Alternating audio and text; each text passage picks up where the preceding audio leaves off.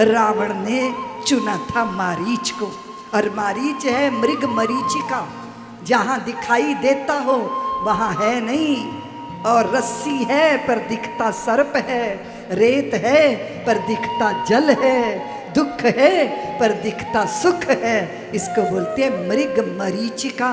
और यही मारीच ने सोचा था, इस पापी के हाथ से मरने से तो अच्छा है राम जी के हाथों से कल्याण हो जाए, क्योंकि वो मारते नहीं है, वो तो तार देते हैं। और मुझे मरना नहीं है, मुझे तरना है। इसलिए इस प्रस्ताव को स्वीकार कर लिया गया था। उस मृग मरीचिका के आकर्षण में जानकी ने एक उपदेश दे दिया कि अगर एक स्वर्ण मृग की आकांक्षा करोगे ना, स्वर्ण मृग एक था, इच्छा एक थी, जो नहीं था उसे पाने की कामना थी।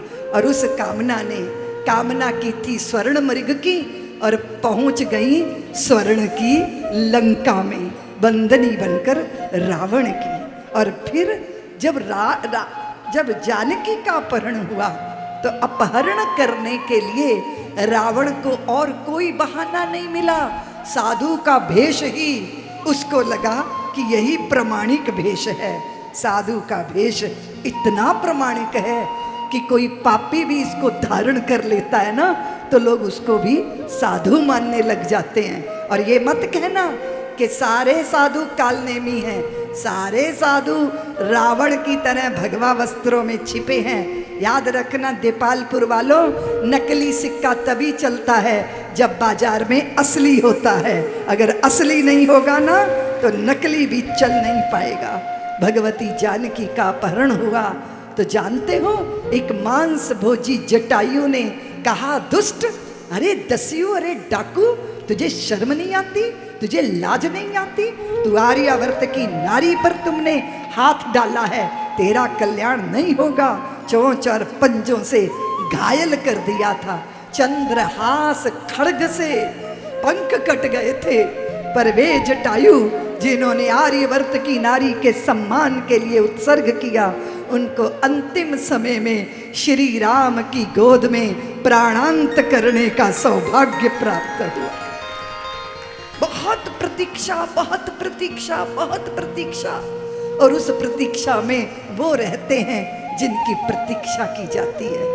इस प्रतीक्षा में वो रहते हैं जिनकी प्रतीक्षा की जाती है। आप मिलो चाहे ना मिलो कोई बात नहीं, पर हम आपकी प्रतीक्षा कर रहे हैं। शबरी प्रतीक्षा की ही प्रतिमूर्ति थी, अनंत प्रतीक्षा। सदगुरु के द्वारा दिए गए वाक्य की सत्यता को चित्त में स्थापित करके, और फिर शबरी की कुटिया में जब भगवान ने चरण डाला तो शबरी धन्य हो गई थी। नवदा भक्ति का बोध नहीं कराया था। भगवान ने कहा था, भामिनी, ये 9 भक्तियां तेरे हृदय में विराजमान हैं। शबरी ने कहा था, प्रभु, अब आपको पाके मैं धन्य हुई।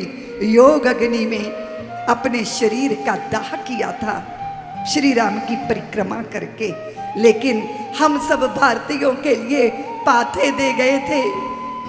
शबरी झूठे बेर खिलाकर, मेरे राम अगर भाव से प्रस्तुत किए जाए तो झूठे बेर खाना भी स्वीकार कर लेते हैं। और शबरियों के, धोबियों के, केवटों के, निषादों के, सहज वन्य प्राणियों के, कोलों के, भीलों के, वानरों के, भालुओं के राम, और उनकी मैत्री होती है सुग्रीव के साथ।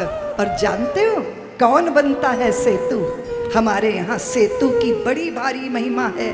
सेतु यानी ब्रज, पुल, और हनुमंत लाल सेतु बने थे। आर्य संस्कृति और बानर संस्कृति के बीच में सेतु, और बहुत महत्वपूर्ण होता है सेतु बनना। 2 विचारधाराओं का बड़ी दूरी है, पर आप सेतु बन जाओ। 2 भाई बिखरे हुए हैं, उनको मिलाने के लिए आप सेतु बन जाओ।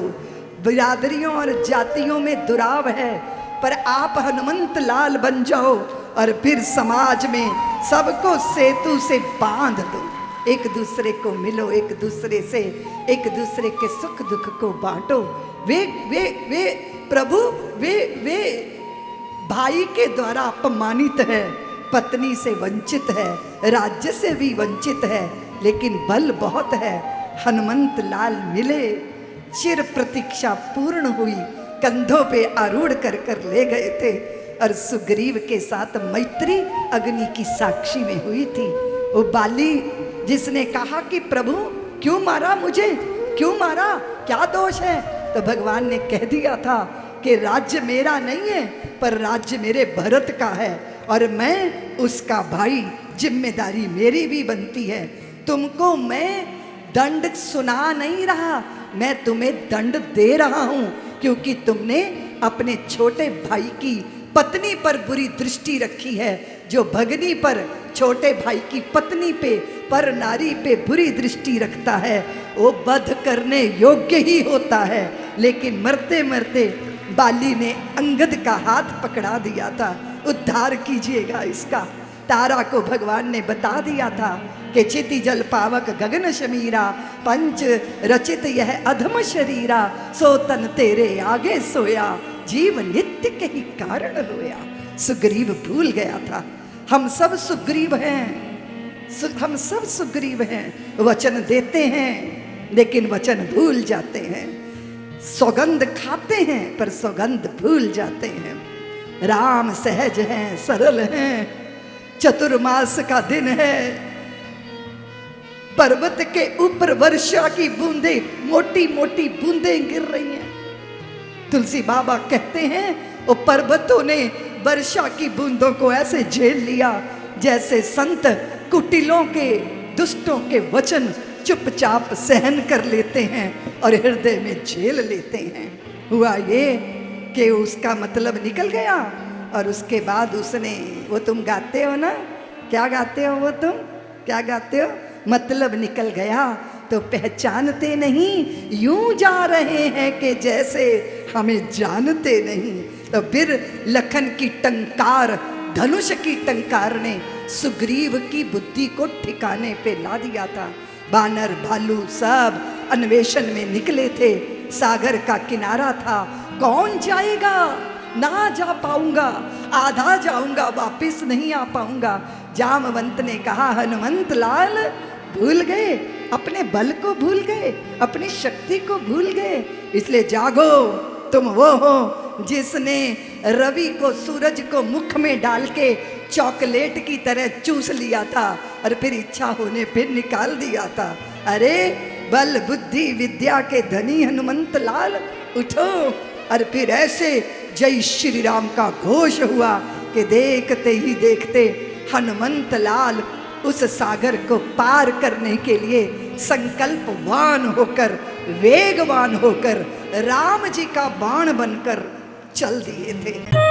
सब्सक्राइब करें साध्वी ऋतंभरा जी के YouTube चैनल को और हमारी वीडियोस को सबसे पहले देखने के लिए बेल आइकन को दबाना ना भूलें।